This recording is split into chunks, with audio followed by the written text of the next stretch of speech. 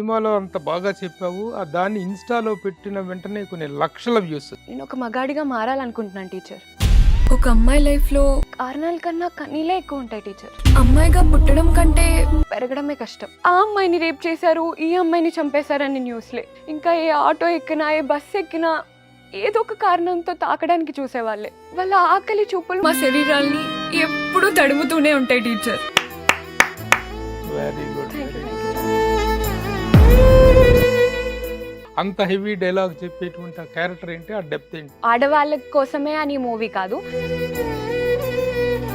ఇప్పుడు ఈ అర్చన అనేటువంటి క్యారెక్టర్ ఈ నారి అనే సినిమాలో నిత్యశ్రీకి ఎలాంటి ప్రమోషన్ తీసుకొస్తుంది? సో అదే లైక్ ఐ సెడ్, ఈ క్యారెక్టర్ అనేది ఎవ్రీ స్కూల్ గర్ల్ కి కనెక్ట్ అవుతుంది. బట్ సూర్య గారు చెప్పినప్పుడు ఎలా అనిపించింది? I was really interested. ఎందుకంటే ఉమెన్ గురించి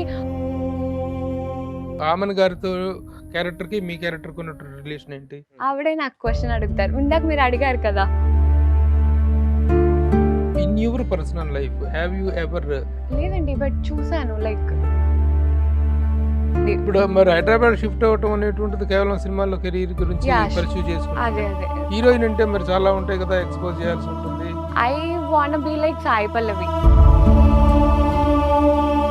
ఇప్పుడు సినిమాల్లోకి రావాలనేటువంటిది యువర్ ఇంటెన్షనా, మమ్మీ డాడీ ఇంటెన్షనా? By God grace Rana Daggubati Suresh productions.